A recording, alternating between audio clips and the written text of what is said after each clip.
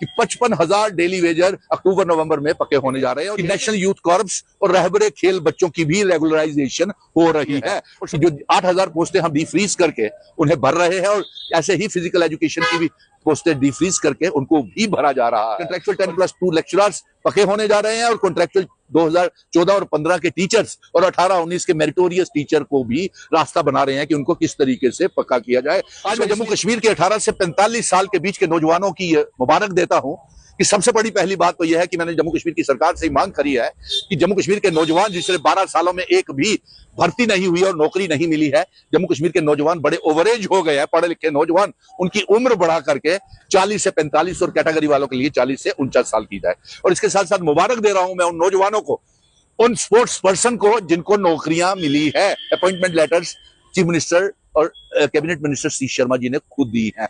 और उसके साथ साथ मुबारक दे रहा हूं मैं जेईस को भी अपॉइंटमेंट लेटर्स कल ही मिले हैं और आने वाले दिनों में और जेई सिविल, पीएचई और पीडब्ल्यूडी में और भी भर्तियां होने जा रही हैं। और उनको भी मुबारक दे रहा हूं एसआरओ 43 वालों को भी और कंटिजेंट पेड वर्कर्स को भी जिनको अपॉइंटमेंट लेटर्स मिले हैं। और मैं मुबारक, सबसे बड़ी मुबारक ये दे रहा हूं कि आने वाले दिनों में मेरे पत्रकार मित्रों आप खुद देखेंगे कि नेशनल यूथ कॉर्प्स और रहबरे खेल बच्चों की भी रेगुलराइजेशन हो रही है। और सबसे बड़ी मुबारक की बात एक और मैं बता दूं, क्योंकि मसला रहबरे खेल से स्पोर्ट्स डिपार्टमेंट के साथ जुड़ा हुआ है। आने वाले दिनों में जो 10,000 से ज्यादा हमारे फिजिकली ट्रेंड लेक्चरर्स हैं, BPEd, MPEd, PhD scholar trend physical lecturers हैं, उनकी भर्तियां भी होने जा रही हैं। और सबसे बड़ी बात यह है कि 55,000 डेली वेजर अक्टूबर नवंबर में पक्के होने जा रहे हैं। और यही नहीं, लैंड ओनर्स जितने भी हैं, जितने डिपार्टमेंट्स में हैं, उनको भी सरकारी नौकरियां सरकार ने देने का फैसला कर लिया है। और इसके साथ साथ समग्र शिक्षा के ऊपर हमारे सीधा इल्जाम है कि वो उसका रिपोर्ट कार्ड 0 है। उसने seasonal teacher, cluster resources coordinators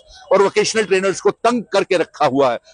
पानी सर से ऊपर निकल गया है। पिछले 4-4 महीनों की तनख्वाहें जो समग्र शिक्षा के तहत अदायरे आते हैं, seasonal teachers, cluster sources coordinator, vocational trainer, सरकारी स्कूलों की आयत, कस्तूरबा गांधी बालिका विद्यालय, साक्षर भारत मिशन, उनको किसी को तनख्वाह नहीं दे रहा।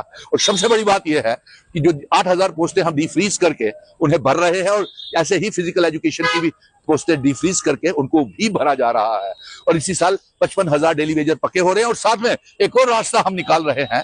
मैंने खुद सरकार को यह पैगाम भेजा है और इसके लिए मैं खुद कोशिश कर रहा हूं कि 2014 और 15 में और 18 और 19 में जो भारतीय जनता पार्टी की सियासत के शिकार हो गए थे, उन जो teachers, highly qualified contractual teachers और लेक्चरर इसी प्रेस क्लब में यहाँ पे धरने प्रदर्शन हम करते रहे थे, वो भी कॉन्ट्रेक्चुअल 10+2 लेक्चरर्स पक्के होने जा रहे हैं और कॉन्ट्रेक्चुअल 2014 और 15 के टीचर्स और 18-19 के मेरिटोरियस टीचर को भी रास्ता बना रहे हैं कि उनको किस तरीके से पक्का किया जाए। सो इसलिए मुझे लगता है कि सरकार बड़े सराहनीय कार्य कर रही है।